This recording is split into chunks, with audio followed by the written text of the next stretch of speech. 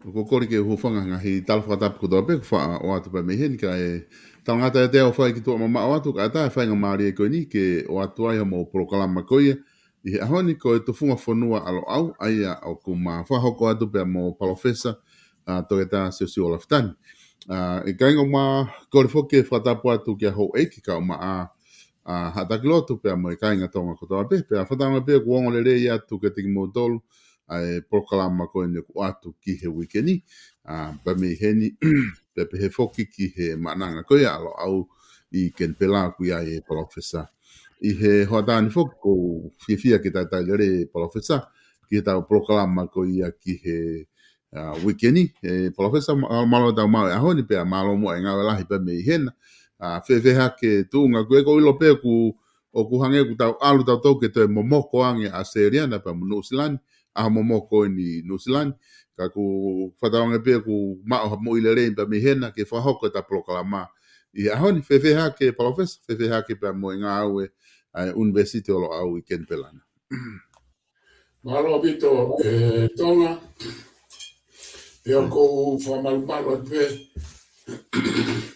I talamalo whanua lo tu pe mo ya ko ka whahoko e tau polokalama pe ko fifia mau pe whangamare ko ni ke whaia e polokalama tu funga whanua alo au pe mo e vipi o ena pe malo mo ai ngā au mi hena ok mau sai pe lelei pe alusani mo family mo lo au pe ko lawei pe lau mare rei pe ka hene princesi la tu fui peka ka ko e tuku aho ka koe whafufonga o tōna ki a Australia ni ka kune mea whukeni mono kainga.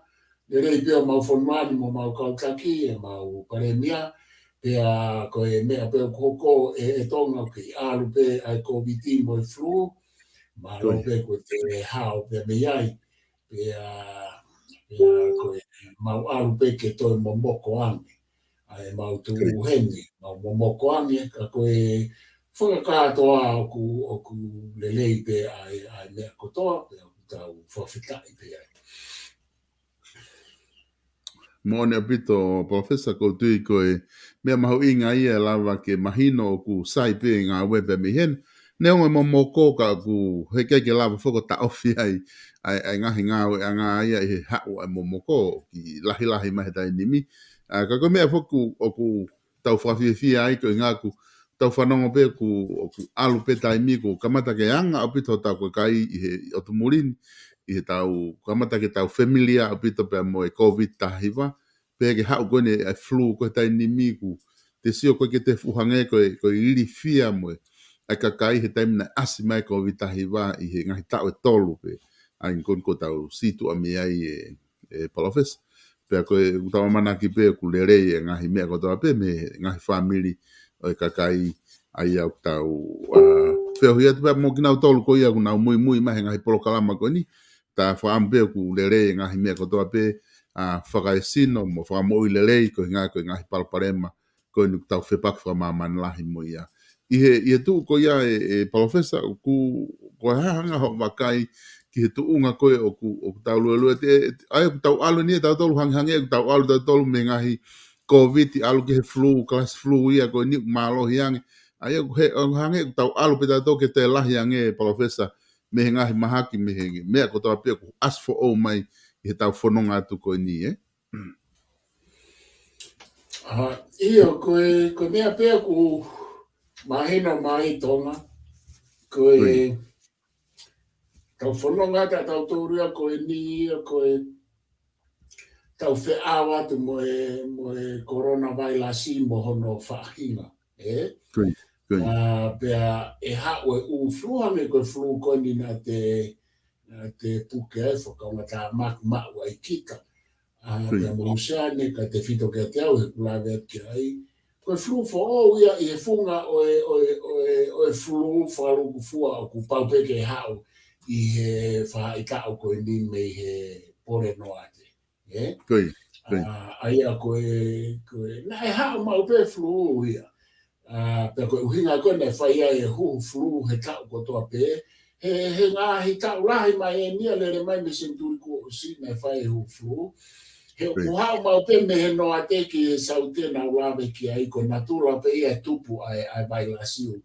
Tupu he momoko i he ngai whanua momoko o mai ke ngai whanua o tō ngā pe koe tu fucking ngai whanua mawhana.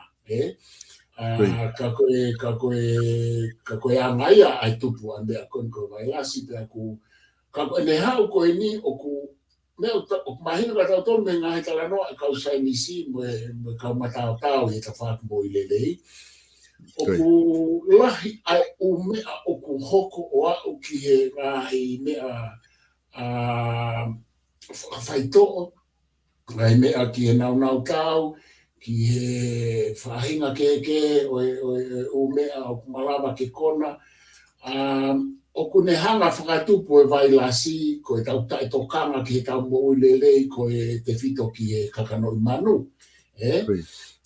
Ko e natula hange ko e talanoa koe nei ai koe ki e kamata mai koe e mea me isai nā. Ko e natula kakano i manu, ke ua te tau hanga o tui fio ai u kakano i manu e ni i e malawa ke nau hanga whakatupu e vai lasi. Pia ko e tau tae tokanga ke ngā i kakano i manu e ni i, hange koe moa ko kakano i manu o ku malawa ke kovivawe.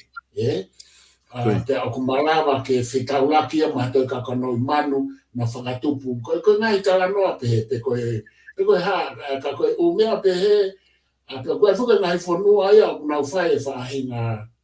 A mea koe me kakano i manu, ngai whanua Asia o ku nau whae fio lahi nau tūre e mea koe kakano i manu. Ai ni kou whaatupu mai ka me lahe o mahak whaaunga mai ki muinia koe hao me ufunua Asia. Koe hao me ufunua Afrika. Koe tau tala noa ia ki he ikai maa o ke kakano i manu o koe mea mahu inga na e whaamamafu mai pe po ngā mo ui pe me kau sainisi. Ke tau tokanga mau pe ki he whakamaa. Koe mea ia tahi. Koe u fek toa, koe mea kai. Koe tae tokanga ke mea kai. Ko tae tokanga ki he tau haisini, ko nahi mea ke nau tau malawa aia. Nahi mea aia ko ia e tonga o ku alu pea ke lahi. I e tau tuu koe ao ni pea tau pehere mai tau a whangatuku. E alu pea mo vai lasi ia ke tupu mai ia hange ko tau kei. Aia ko e tau teu atu, tau whawhita, tau tolu ko ni ane ko koe mo whamiri, mo kei hao me COVID-19. Ko au en pia mo Luciane, ma kei hao koe toi ngai e ma whanau, me whamopunau, na usipuke ai ni ihe e nau tau. Ihe ni ka kui kai whoke mau nofo whakataha, koe tai mpeku nau puke ai, ko ke nau toi asmai ki a pinde ko mau ape ma nofo e. Aia koe, ka aku ma kei hao, ka aku whamaro pe ai ka koe, ko ke tau ila tau tō nā mau tau tō. Ko mea pēo ku tau ilo i. Ko whahinga koe nai huhu o nau huhu whā. O ku si ane hono hanga he mahaki. O mau i au nau ngāhi tō o ngā hange koe whakatapu. So koe mea koe ne hange koe. Ma o si hu COVID, ma huhu flu. Mahalo ko mea pea nei malawa i ke uhao au ia tae more mo i he foi puga lahi koe ni he flu. Koe hao whoka e flu e tonga nā kulawe ke ai. Hao e flu koe ni. O te mei kia foi huu whakapatonia ke ai koe malo e tau huu COVID mo e tau huu flu. Tene hana o whasisi ia e mau. Ma koe ahinga koe ku nau ne te kai ke nau huu COVID. Ko ne hupe COVID ka nau tolu o i kai toe o mea konu tānoa kai kau masātao e moilele. Ko long COVID, ko ho mahaki pe tene hu mai, ko hape konga hosino o ku vai, ka pau ko suka, ko vai angai. E hu mai COVID o ne huesia ho kofua, pe mahalo pe mau maa. E koe umea ia vai ki he suka. Koe weak points koe nau whakare ai. Aia, koe ne hu mai hange koe suka koe toto maalunga. Ka pai hu mai COVID ka te au. Mahalo koe anga koe ai statistika. Teu hao pe mahalo pe hikai ke upuke lahi au pito. Pe uesia a hau weak points koe ni koe hinga hena koe osi huhu wha. Ko me ai ko statistika ia pe kai ka ko ngai me ai ku vai ka pai hu mai ke fa ai ko nei te kai ke hu la he na to na mate ka pa te na usai na pu ke la ka na usai te na long covid e to vai pe a ho na ko na ana to ko ia o pe o na mate ai ko complications e ko fi ia ko me ko ya ko vakai fu ka ke whainga na whai kai e huhu mo ni a ko na tawa tai a pena to ko tau tala no ai ni ko ta no tau i ta whaaki whaka medical i ta whaaki whaka science me ta whaaki i hono uhinga ai pe ai me a oku hoko e tonga kai whakafoki atu Oia. Mo tu mahino o pito ai ta whaaki koe ni ku whai kai whatala noa. E professor koe gongo whawhiawhia whoku tau inasea i pe me murin ko e aho ulo aki a neafi na e whakaawai e pōta ko ia ki tua pure anga pa mei tonga ai a ko ngō fua rewa he ahon ke whai ha wholau ki tonga neo ngō kwai ngahi ai he ngahi whia mau o mai e he potu ngai mo ui ai a ko ngā whanki whia mau i ki pe ia ka ku whakaata ai kau a whonua ko ulo be mahalo ko ni whakaata ko ni professor ku o si ke kamata rewa o whakaukau a koe na aha o taimi a ahi mo ewa ki tonga ka ku tui maha ko mea whakawhiawhia ni professor anu whakaata ka o a whanua ke lava o ata ka kai tonga ke whoki ke pepe mo ke mo taha pe kune i he kainga muri unau whie wholau ki tonga o ku ata rewa e tokoni mahalo ia ke ngahi e tokoni ki ekonomika mo ngahi ta whaake ke tu ke he peka pau tu e aha ma a whainga mahak fo o te hao maha na te diriwa tu uniko ni professor Io mahalo pito tonga ko tui ko ngongo whawhiwhia ko whatonga i whope i ngā hi tu uniko ni o kutuku mai pe mei tonga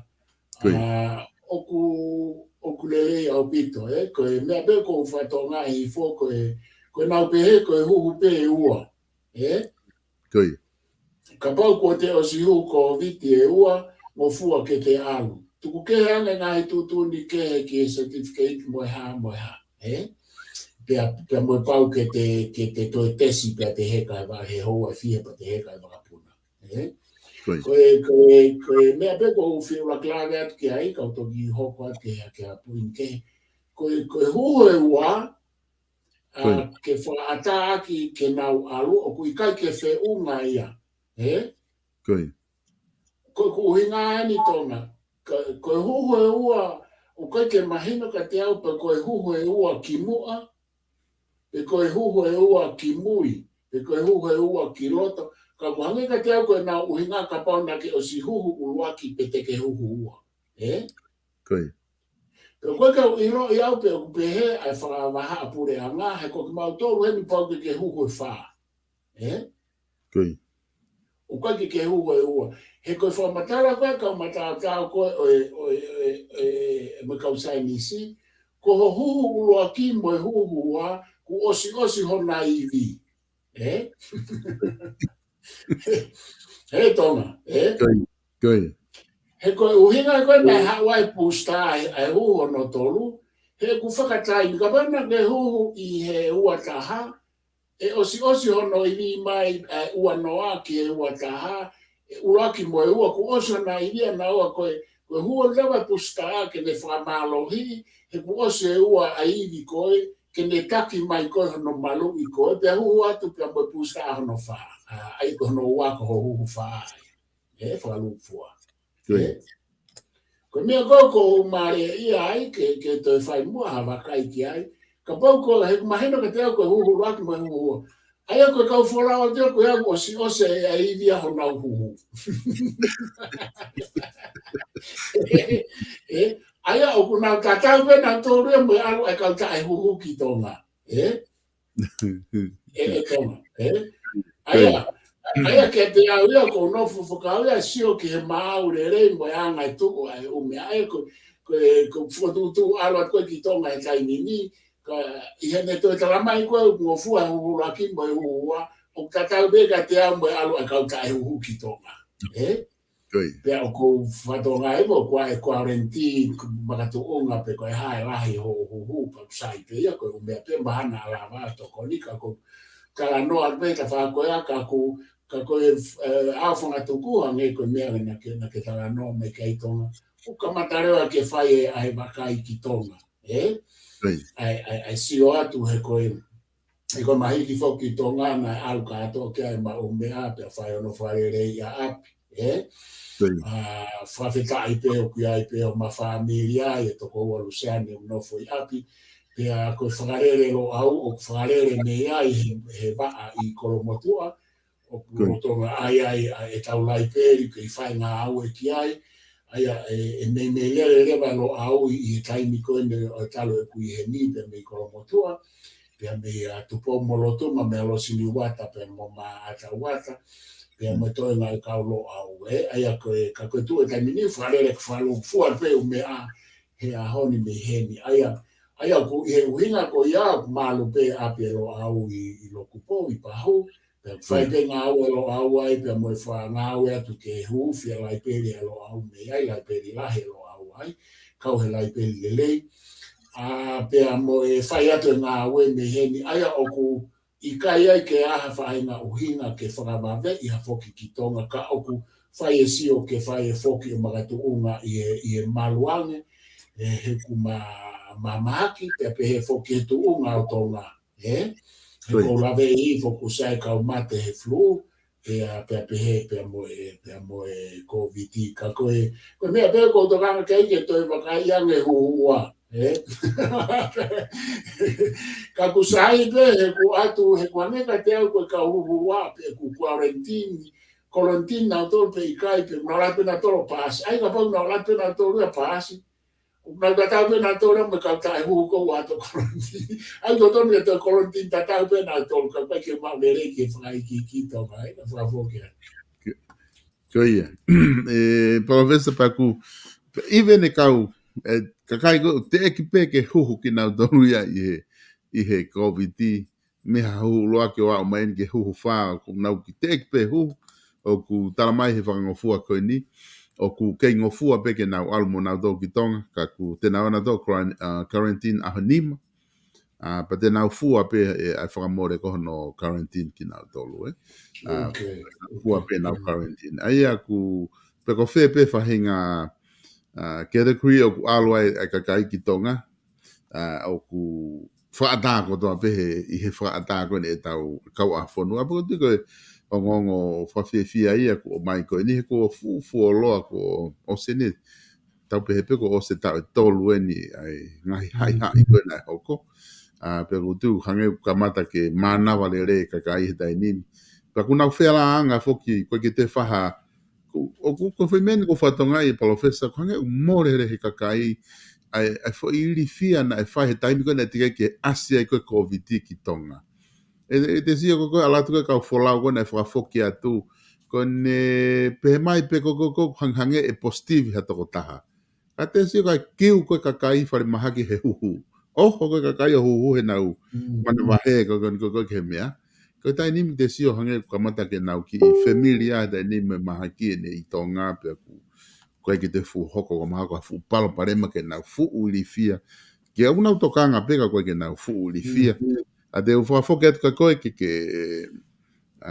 pau te aha tānaki mai kei, pa ko tui maha o koe kata toki hoko atu ki he tā konistuto ne.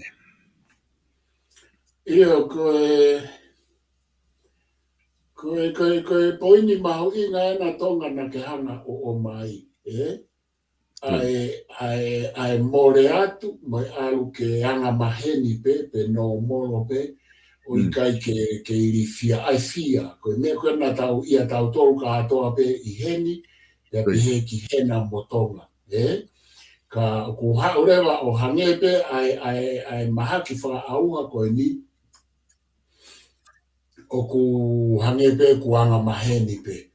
Ka ko tui koe mea aia ko o whaka fia, koe more atu a e tau manawahe te volo mo e tau iri fia, ka tau tokanga pe tau ilo pe na te huhu ki ai e pare tua, pe ka pau nei kai ke te huhu, kai ma o kita koe fo i mea pe ia a kita, ka pau nei te kai ke te huhu, koe mea pe koe ke kau tae huhu, te nauhanga o awe hora mahaki pe asi mai pe ikai ka e a te nau tolu pe. Ia ko mea tau tokanga ki ai, tau whataane pe ka pau te nau puke ke oa te nau whaingatama ki ai, kai malawa pe ke toi hoko atu a e nau mo ui. Ko mea tonga e taha ko whialawe atu ki ai ko whatonga i ke ngā i mea koe no hoko i tonga, pe a ko omi he ka lo au ke te au, ai longoa, ai whonua, i e u koe u ka weinga pe ko whialawe no noa pe ki ai o ku whaia longoa, ko longoa, ai whonua, ku te uteo ai whoken, te ke tala ai ola o e hopo ai ka o minista ki e mea koe whiriwhare area, O te kai ke tala, O te kai ke tala mai hopo, Ok.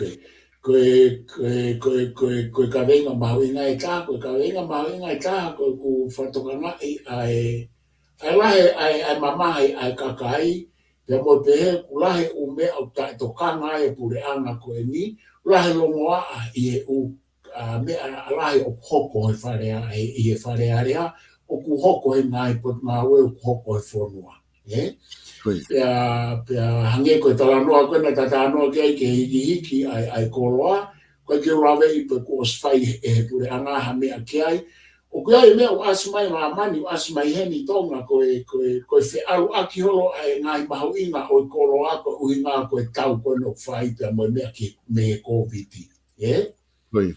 O kamata ke asmai a heni o asmai i Australiani, aia o ku me aia ko o ku nai me uesia tonga pa koe ke uilo pe o ku ko whai hanga au ke ai turahi ai launga ka kai ke mea ko ia tu o tai mini mate ke ilo ko ko swa hanga au ke ai anga he mea hango whilawa ke mea e uhila te kai ke usio e foku pe ku whai ha mea ke ngā he ka veinga ko ia ka aku mahu inga ko mea koe whakaluku fua tonga ke whakanou nou pe pia koe longo fuoloa mai whare area ko mea ea na e whilawa ki pe launga e kakai ko mea koe mahina mai ke whakanou nou pe pe atu whakaluku fua he mea koe niki tonga o ku pehe e ane i o ku tae tokanga a e ki whare mea mo e kabineti pia o pe ke whare area ki ngahi mea le lalahi koe o ku hoko ki he kakai whakaluku fua. O kui kai koe pehe ia e tonga koe uhinga pe koe mea o ku teke whakapolitikare e kaupatoa. I kai koe ngahi mea nia o ku hoko to tonu a ku nau ngau e aki whakapolitikare nau tōru ia ka koe mea e kou o ku pehe e o mai koe ka te au me kaulo au. O ku hange koe tu i tonga ia koe pure anga tae tokanga lahi taha eni koe pure anga tae mahino lahi taha eni e nau mea whikau aku mo pa anga whakaluku fua e whonua pea tae tokanga ki ngai mea o ku hoko i e whonua. Ulahe ange ai o mai me tonga e nau wholau hola nau tōru muri.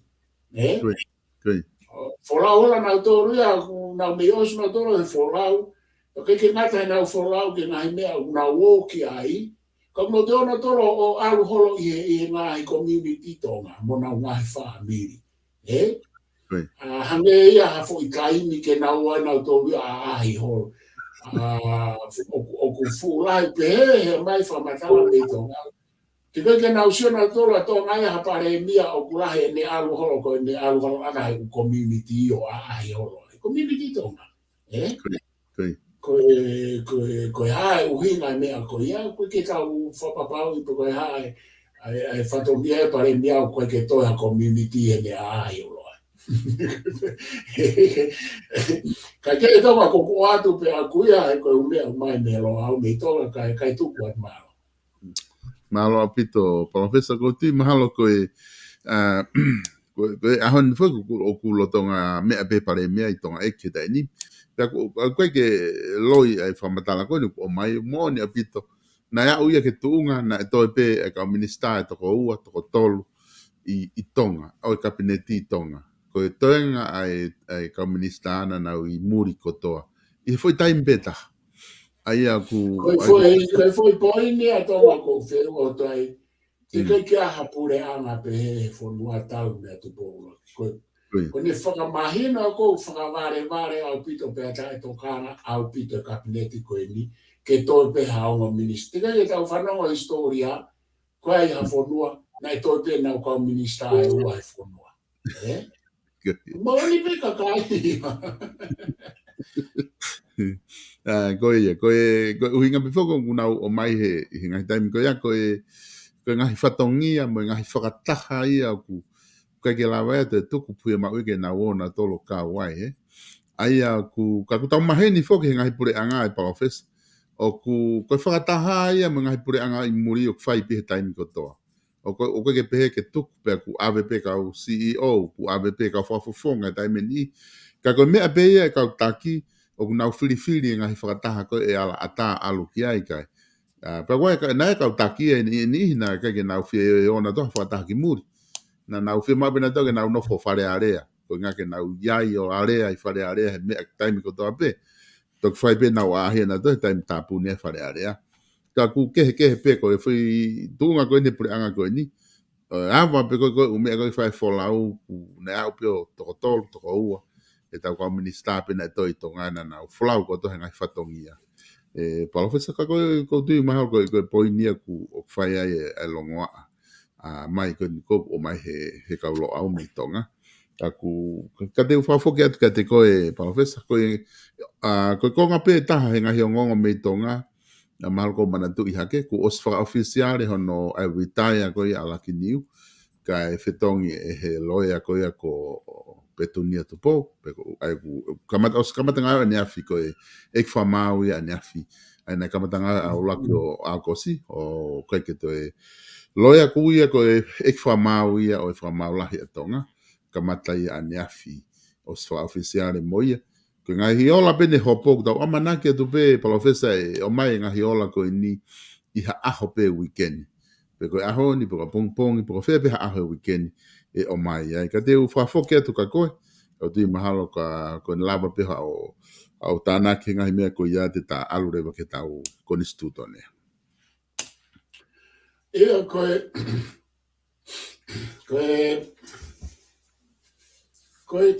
me ko ku asmai tonga alo ka minister mo pare mia ki muri kai ke lere fare area ko me ko ku hala fa ko ni stuto ne to ku hala fa mo la re ia tonga ke na wo pe ka ia vai fare area ko uinga he ko ha ko nga na wo ki u fa taha ko fe me o mahu inga i tu ko ai pure anga mo tu fa ba fonua mahu inga ngelere ai fare area kai abe ai ka fa fofonga kai no fo ka minister ke o wa ta lere fare area ko ni kala mai ko tonga ko alfa lo mu yo ta pure anga he ku mahu inga ke abe ke na wo ke na me ke na to ke ngai fa ta kai o wa lere fare area ko fare area o ku fai ai fututu ko ni mai a to mata uia e kabineti ko fare ai fa ulao pe ko ngai me ala ko mata u fela waki mai ai ko u hinga he ku kai kia hatari e fare area na walu na ko me ata to na ke tana ki mai ki ai ko me ko ke te wo po mai ai o me ko ke ala ki niu kai ke uma pawa ko me ape ko mahino ke te au ko osia e ne taimi konture kita o fa ya ko ai talanga ai pe ko ha me o kai ke fa fo o wai kai o ha ke a tupo ke uma au ke fa ko me ko ni tonga na o si hoko pe o me ape ia ki mo ahono kai ke toi fa fo owe ai u konture ki ka ku fihi fo ke me aia i talanga he ahoni ko uhinga he kolaki niu na e patoa pe na kau i kau feinga liu pe o i kai ke tau i lo i pe ko uhinga aia ko uhinga mati fo ko kolaki niu na fo tu mai e pare mia a ku pekia Samuel Crispo hiwa ko ia na foto ke tu i ke fili ko fra mau anga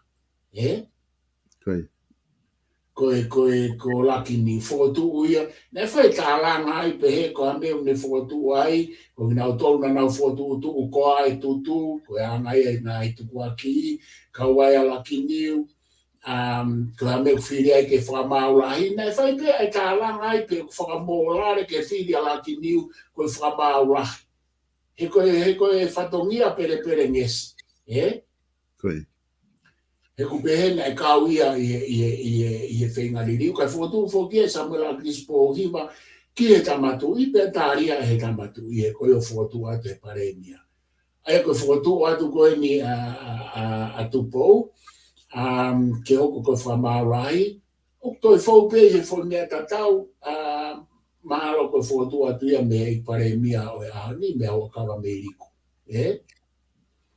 O whakatatau ke ana ai tu ka ku whai tālanga lahi olo he mea koe apa pe he koe ongo minista e ua na e whawhawhonga la wai a tupo ia ai ko alo whamaulahi kai ke ulawe i ki ai ki mo ne mea koe apa mahalo pe he kai whoke to e whawhawhonga whangalao i ke mo minista koe ai ko alo whamaulahi o whape he i kai te ne whai mea koe ako mea uria ia ka pau e te alatu mea whawhawhonga ai au minista ako ia ka koutu mahane ke hoko mea ko ia he whepaki conflict of interest kai ke e tonga mahako mea pea o kou whialawe ka koe mea koe ke toi whawho ou moe ha a kontureke a laki niu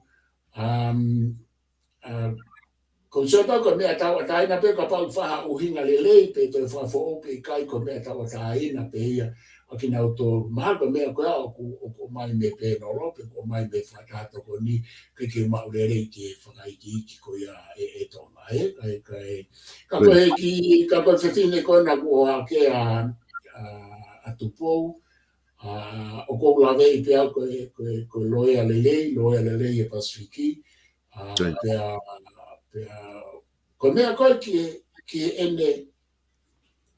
ki ene mateuteu koe hoko koe whakamaulahi o koe ke lawe i kia i tonga. He koe ka uhinga loea lelei ia ke aloha taha ke whakamaulahi. Ko whakamaulahi koe laki niu he na ilonga ene ngā ue i he Pasifiki pa te whito ki tonga. Na e kaka o a o ke tuunga o ku tau sua tu na e uhinga lelei pe nemo ka pau ko ha whiriwhiri manako a Samuel Agrispo. Iwa ka na e uhinga lelei pe ia i he kuwakai aku ia ke hoko ko whamaurahi a laki ni. Kai ke mawaka tu poupo ko e hae loloa e ngā ue i tonga.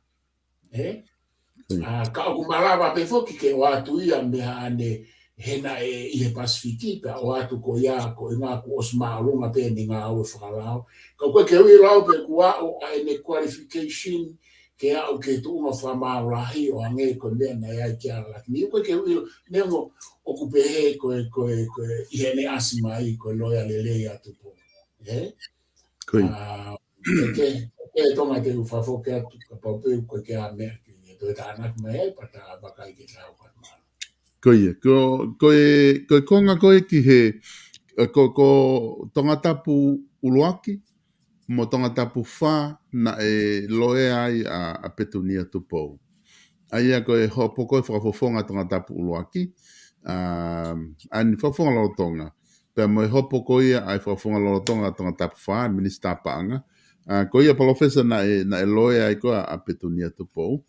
Pena ne kei whai pe loea koe a uki he whamautangi. Kaka mana tui whoki na e toki, na e ose hopo ia whamautangi i he aho, maka aho wahiwa ia, peko aho tolu noa o siulai. Aia na e toki whai e whokotu uia ke e toki kamata e ne hoko ana ko eki whamau ane afi, aho uluaki. Aia na e kamata ane afi ku ose hopo ia. Aia ko tau tari peta toria ke whakahoko mai e ola, ka ku ose hopo ia. Aia koe ata au pito pe ia ata pe ia koe ngā he tuunga koe ia ata pe ia ke ne hoko koe loia hena to kamata e ne hoko ana ka whamau ane afi. Aia ka tea ha mea ia ke hoko atu koe ni ku tau tui lewa he kai ke te lava ia ke kene te whafonga ai ongo whafonga ka pa te aha te whahinga mea hoko atu ai hopotangi au nau te whia maan toke te hoko atu hana whahinga chembana to ko tunga koe ngā ue ku koe aspe no re ko tina talo ni loya ma anai me he ngai tau koe ki mo au pito pe he wa fe ma pa he valo no hi va no ta he va no ha wai o ku koe konga koe ne ku fehu ia koe kakai koe ka laki niu o ku mahino pe ia o se ne tau e wha o se ne tau e wha bea ku o se ne temi bea ku wha hoko pe ia e palofesa ngai kau wha mau ki mua wha mau tui wha mau lahe ne fiha ku o spena u tau e wha koe ke te whakalolo e nau te niu nau fokile na doki muri he koe whai konga ni na e whai kohono fehu ia koe e he kakai koe tala mai ko retire laki niu ai pa ka ko uhinga ko definition ni o se te ta fa ku ko retire pe ko retire ko te talangi ke ku feunga te nga we ka te malolo ai ko foi konga ia ku fehu ia ko fe definition to don ko retirement ko o si te ta fa ku ia ko retirement pe ko retirement ni ko te focus he ko no uhinga he koe, apply fo koe ni nei whai ki he pē nolo. No apply koe ai ngahi, o mai whai position o tala mai koe positioning ke whakamau anga, whai mau ke apply mai ko hai interest hinga awe. Pe tohi lewa kia kaua petunia ma kau loya ke, na e te kau pe mo hingola ki niu i he tohi ki ai. Pe kone o koe ke ne mau, o tala mai lewa he mea koe me he Lord Chancellor ene time gana mai ne press release ku retirement ya laki niu ai ko foi konga professor na ke mahino ko retirement ko ni ko ne to he interview ko ke te whalolo no te mi pa ku ia ko retirement pe na ala pe interview pa na wale ale wa ke retirement ko ke mahino e konga ko ya ka ke fu mahu inga mahalo e professor ke fu alu ke fai gig ke mahino ka ko anga beta tala no he tunga ko me ko mai ke kakai io ko me maui ngai e tonga he ko me ko ku mahino mai ka po ko na na to hipe ala ki ni uia e na to e apply a tu pe ko na to kore pe te how you re apply koi na aya ko tau ka no pe ke uhinga ko ia aya na te kai ke ayo ko kia ha retire ha whakawhisi aya ko retire meni ko osi e te fui aya au te hen ko ne osi ko e te kai mi ngā ue o whakangata rewa aya ka pau tau pehe tau ngā ue wa o ke tau ono ni ma koi retirement ko tau au ko ke tau ono ni ma o ku osi ai tau kai ngā ue pe tau osi ai pe ko kai meu tala mai tau retire koi ka ko mana tui foki ko ai ngā ue ko ni ko ke aia ke alo tau fitu nima pe fitu noa pe ke osi pe ke retire foi mea ko fetana ma tui ko ngā ue a konture ki tau wha tau wa o ku te ngā ue o kai ke tonu e retirement ni e tonga no ai ke ai ko ingain he ko ne osi ko tau wha ko a laki niu o ku ke hea mo osi he tau e ono ni ma ai retirement ni ko na e uhinga ki ai foi lea ko e ku poi ni he ko osi ko tau e wha o ku te toi lawa pe ki ta o reapply o ku i kai ke apply truly pe mo oni ki ai e whakaukau retirement ni he ko inga te toi lawa pe o apply o whatonga pe koe na e toi apply a laki niu o ku i kai ke iai ai retirement ni ai he koe uhinga retirement ni ono uhinga i he tuku au mai ko o au ke fo i tau pea ke osi au pito.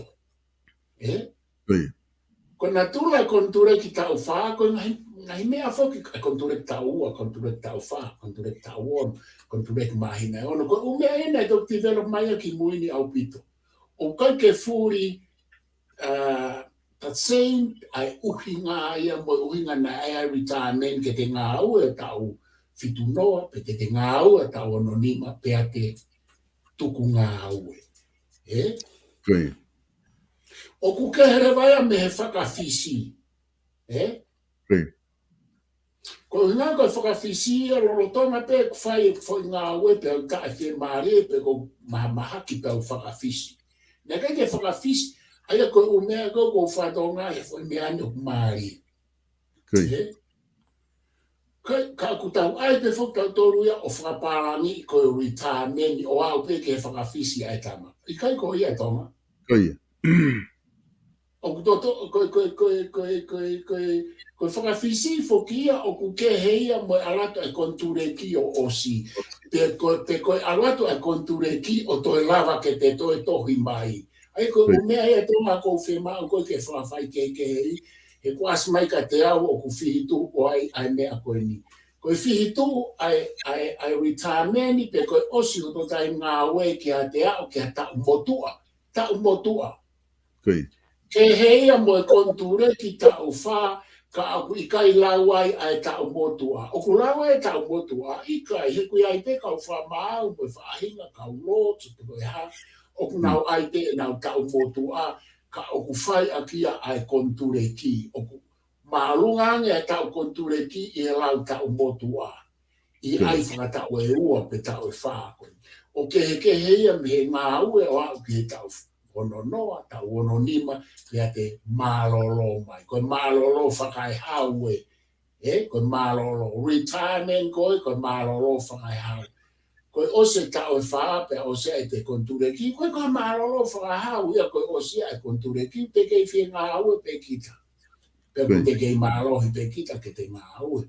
Pe ke herewa e te whakawhisi. Lolo tonga whai ngā haue, neke ke whakawhisi ala ki ni, i he kumau. Kei te tuatonga ko.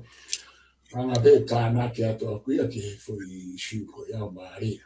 Koia. E ku hanga ko lau ko te tala noa whakataua i he mea kona e mai he lote chancellor kona official tutu unia koe ki ai.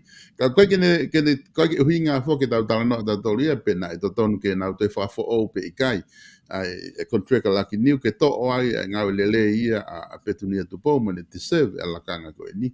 O hange kono le kōti kōku o tuku mai ki he papliki koe tahiwa he bao nona ni kamata hoko koe toko taha loia ngau whakalao i tonga o hawa pewa o mai he ahoni. Koe ngai whita ulahi ia.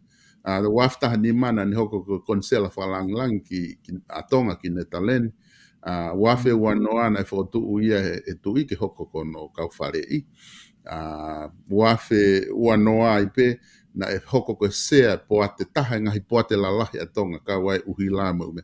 Ngai ui koe ICT pe koe wafe ua ni kune hoko koe eki whamau i he whamau ngalahi.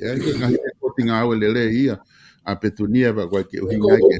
Eso ka kou whatonga tau ia tonga koe u ngā aue maalunga na ne whai ka koe u ngā aue ia whikau aki moe whamau a ngā moe lao. Koe na ke hea koe molaki niu. He koe mea koe nau whehu ia tu koe ke urawe lele ia tu pou. Koe ngā he ku te kai ke usio ia na e whanā whotu maha ne ngā aue whakai lao mo whamau anga. Ke hiki i ki o lunga he whanua hange koe mea na tau sio ai ala ki niu. Koe komisera ki whe, koe poate sea he poate whe, koe hae ne whekau aki whamau laki. I he whatongia whakarao.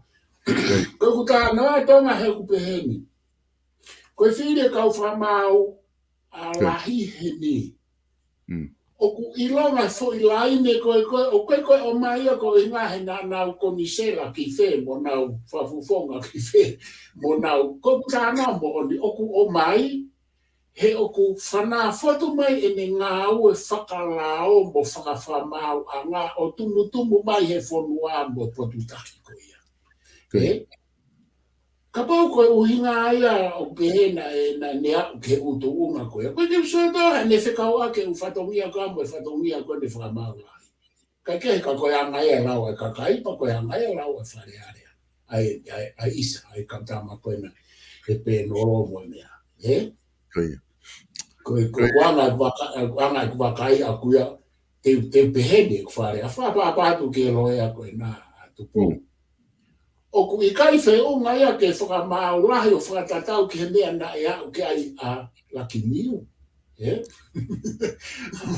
moa o ke o ku tau longa tau he tau kau fra ma ora hange ko mai kau fra ma pa langi ka aku ilonga ai me ai ko toki tono no na to le ko issue ke ka aku ilonga hala ko ta ya ke na nga fra la mo na me ai fra ma wanga okay na tok fili hange pe tu po ia he ho no ko fa ba ke ko tau ta no ke ma ho ina tu nga fra ma wa toki fili hange ia ko fare ia ke tu i o ku sai be fare ia ko ia na ko lot okay na ko lot ka ku kai ko tu unga lot ia ke tu i ko tu unga ia ki he fa ma anga ke ko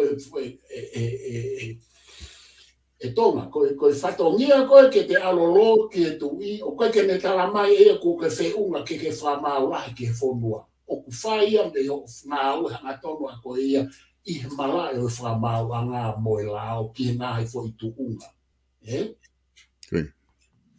ai ko buina ko ai ko fo i longa ko me tala na me fai ala ki niu mahino ala ki niu ia ne ngai tu la me ana he mala e la o pe mo fra ma anga ne ke to tala mai ko hinga ko la ki niu na se a he ha na ko se la ke ha na le a pe nga o ala ki niu i mala e la mo fra ma anga tu ke ne ka o ana ke fra te mo ala ti ko me ke he ne ke uhinga kapa ko uhinga na mai esa mo la ki dispo i va ko ke tonu au pito ia ka ko ka pana ko ne o mai ko ngai na ka wala ki niu he te ke mo ia ko ka pa ko hinga e pare mia ka ko sio ta wa tai na pe ko ke ala ki niu ia te ia pe me ku mahina ko loea mo oni ko tangata mo oni e mala e o lao i tonga na ne hanga fra i longa i ende nga au e fra lao mo ne nga i tuku lao mea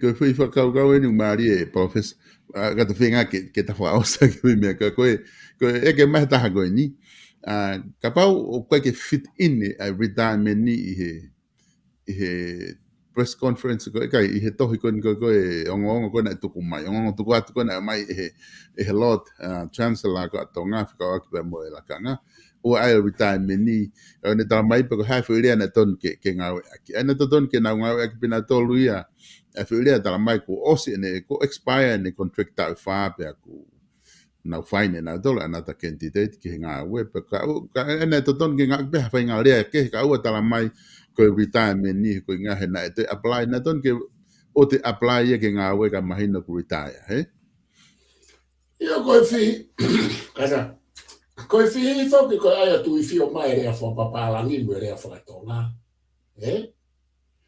he ku to tonu ke o ai retirement ni ta o ai fakafisi ai ko retirement ni o pe ko osi ene timing nga o i pure anga ka pa ko ta fe ngai ke fa tonga ke o fi ang he tonu ko retirement ni ko osi hoto timing nga o ko tu ni mai pure anga ko uhinga ko ta motu a ko retirement ni ko uhinga ko ta motu a sai ko faka fisi ko uhinga ko ete mahaki pe ko hame au te ta fe mai ke faka fisi me ete malolo ko uhinga ko ta motu a ko tuku mai e pure anga pe o ko to ke hele vai konture ki ta wa mo ta fa ko ne ane to ton ke ta mai ko osi ene konture ki osi ne area pa full stop o mai ai fa fisi pa o mai ai ko malolo ko ta motu ai ko kai ke nga o e kai mo oni o fo ime ai o ai ko me akana ki to ta ko no fe hu mai Koe tari nei tō tōn ke o mai pe o mai whakatonga, koe tau toi parapare mā, koe nau toi whaparangi mai ai kau mea, ai kau tonga koe na oku i e pe nolo mo lo chancellor, koe kau tonga rea whakatonga mai. Tu koe toi whaparangi ke kau whamau koe na uparangi. O tau toi whihi, koe nau o mai ke nau tala noa, koe parapare mea tonga nau sio wea hai tonga, tau parapare mea foi mea koe ni koe ngā we aki mai ke urea whaparangi, ke nau ngā we aki mai ke whakatonga, e koe tō lahe kakai koe nau mahino rei, koe rea whakatonga. O kua o peka tau tō koe tau wako mo tau rea whaparangi, o toi mahi kei mahino rea whakatonga ka tau tō.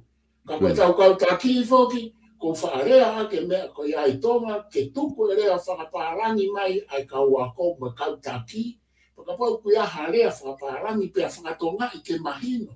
He koe mea e hoko tonga, koe tau tai mahino ka atoa ai. Tai mahino ato e kau wako, toi tai mahino nau tōne kai ke sa e nau wako, toi tai mahino lahi ange ka kai whakaluku fua. Lahi au kite o mai ai kau taki ia i tonga, koe nau whakariari rea whaparangi, koe nau whiere, rea whaparangi mai ka hai. Koe fufonua tau tonu tau rea whakatonga, koe mea pek e whakatupu hei kai ke ai ke mahino hono whakatonga e umea koe tau whihitu. Ka pau o ku hei kou tarangi i tonga e porokalama e loa. Ka pau koe haparangi ma kau konsera. Whakatonga, whakaparangi i ato me a ame hata translate ka tau lere whakatonga ke mahino ke kakai mahino ka tau tō. Kung whiawhi ke mea koe tonga he ku paraparema. Koe kau ako ia i tonga na toro minister, CEO, te ara kita tala noa na ka noa whakatonga whaparangi mai pena lo. Koe ke ila pe koe hape koe me aia ke talai o kupoto koe ne tā noa whaparangi mai. Tau aia mahino, hange koe lau koe a Albert Einstein. Ka pau koe ke rawa ke ai, koe ne fui whakarea vōpe a Einstein. Ka pau koe ke rawa ke ai ke maa mo mahino ho tala noa herea o ke ai. Ka koe ia o kai mahino ke ai ho tala noa.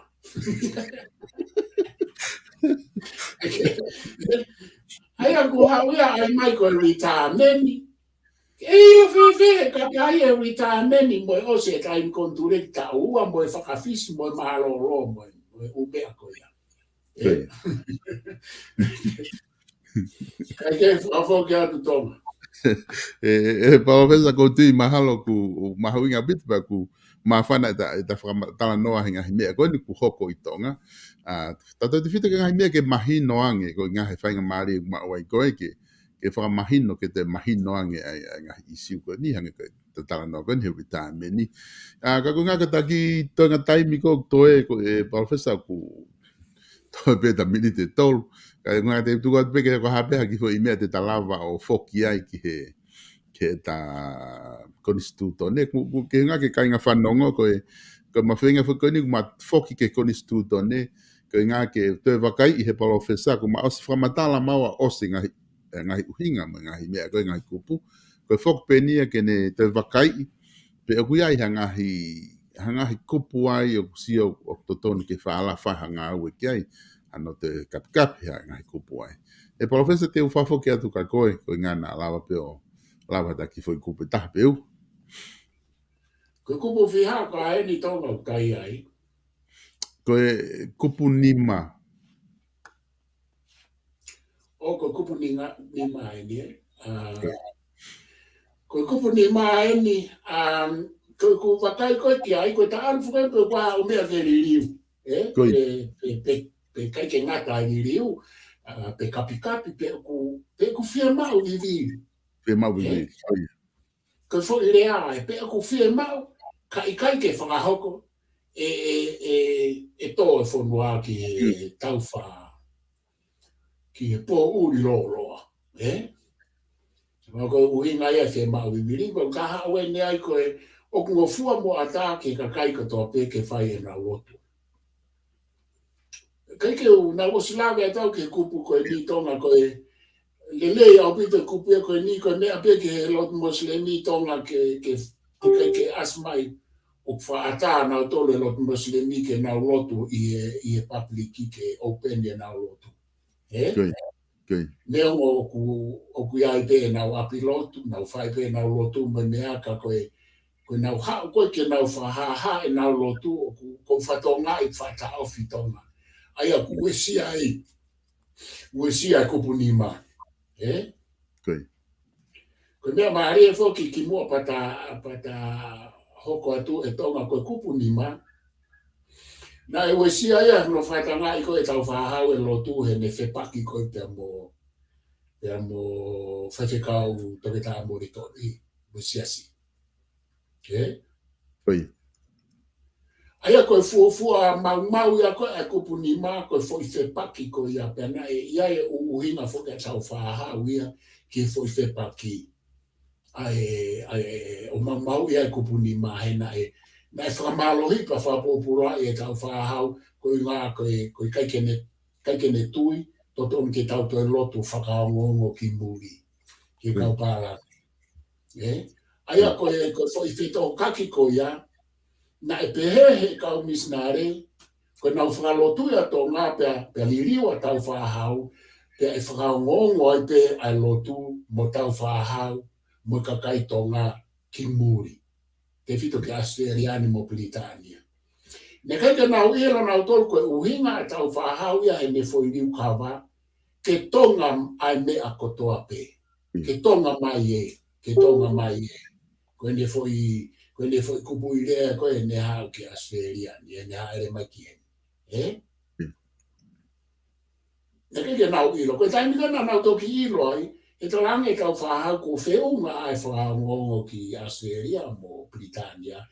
Kai whau pe ai siasi o tonga, ke taki pe ai tonga. Koe fo misiona ia tau whahau ke kakato a ene riu kawa. Ka koe uhinga ia koe na ne hanga ai o whatanga e lotu. Neongo na e mau ai kupunima. Hina ne mau e tau whahau e kupunima. Koe tau taranoa tau ataina ki ai. E ko ha mena mau ai. Fai te ria pe kakai pe te nau whakaongo ki muri pe te nau whakaongo ki tonga. Ka ko ene riu ka waa anaia ke tonga mea kotoa. Hau whakatuku pe a tonga mea kotoa. Pure a tonga i e politiki, pure a tonga e whaamiri, pure a tonga e siasi mo lotu. Kone, ai atu koe tau whahau fo i mea koa o whare moritoni mo siasi na whepaki ai. Kako mea wepo kwa hafe mau viviri he kupu ni maa ke liriu pe kapi tonga a pe liriu o kai ke usio tau kua ha mea ai fe mau ke fe mau viviri ko ia pe e tonga whafoke. Udi mahalo e Professor Mahino apito ai kupu koe ni. Kai pe mo ke ta whaos ke kupu ono. Koe ngā ke ta whaos ke pata toki hoko atu he ta polokalama koe ni. Koe kupu o no tonga e tau i ke maa ni oni o ta angata e sāpate. Kai ke te sio o tau tonga, koe ke umalohi au ke hoko koe tangata, koe tangata malanga au, pe koe tangata akonaki, pe malohi e siasi koe tangata mue siriana pe au. Ka kai te sio o tau iau whemau ke ririu e kupu o no pe koe a whemau viviri ai ke tau ririu tonga. Kana aku whaalawe atu tonga ke uhinga lalahi e ua mea te au. Pe koe anga i kua kai whoka anga i tawakai. Koe ulo aki, oku iai hono mahu inga whakalotu pe ona ia e aho koe ni ke tauanga tauhi. Lelei pe ia ke lotu pe lelei ke tau mo ui whakalau maari e ke ia e tau fo i aho.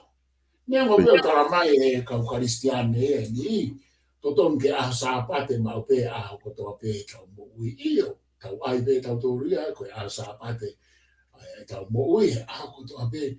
Kau whie mau e fo i aho pau ia he aho e fitu. Koe fo i aho whakatopu tapu i ai mea o tau tui ki ai. Koe tau tui, koe aho ina maroro ai o tua o sono ngāo hea mamani. koe aha sapate. Koe aha o ia o ku malolo pe mo fafo o wai e tau misini whalau maari. Fafo e tau misini whatamai. He o ku tau kei tangata o whia mau ke whakafo o te tau lere peta e whakafo. E whakafora o tua e aha sapate koe aha ke mo malolo. So ko ku potorahe me pe o tua ya tau tolu. O te ke ngā au e aha fitu he te ke alo tai au ngā fo i misin whakata mai, whakapari, whakasino. O kuia e tanga noa tonga, koe aho e whakafo ou e tau mo ui, ka pau te mālo le le. Ko mea whaka māman lahi, koe ancient wisdom, koe ilo motua. Ko mea whakafo oua e tau mo ui, ko e tau mālo le le. Ko mea whakafo oua e tau mo ui, ko e tau mohe ke fiu. Tara mai he mātua i tau tupu ha ke alo mohe fiafi ke mau ho whau. Aia, o tau omika ke a sapate. Ko aho mālo whalau maarie, aho nei whulofora ake o tua. Ko poi ni hono ua. O ku fie mau ho tau misini whakaata mai whakalau maari mo whakasino. Ke tau mohe ke fiu, pia tau mālo ke fiu. Oa te tau. E tonga, ko sisi ahe kakai ngā ue tae mo tū tonga.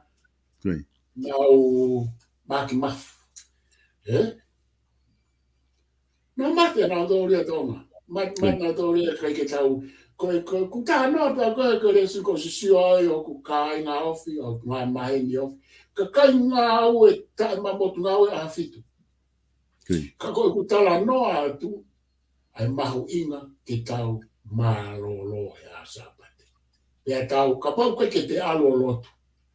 Mohe ke fiu, ka pana kake te mohe i aho e ono ke te fiu le rei. Mohe he sapate ke catch up e te mohe.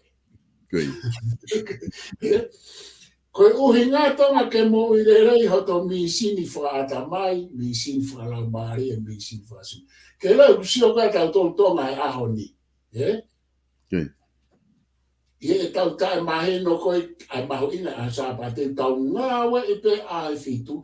Te aku asia tonga he ku asia ku hange kou tau haipa tau tō luia i tonga moeni. Ko i ngā he koe ke tau lere kaure kako ane halore ke nau kai lore lahi.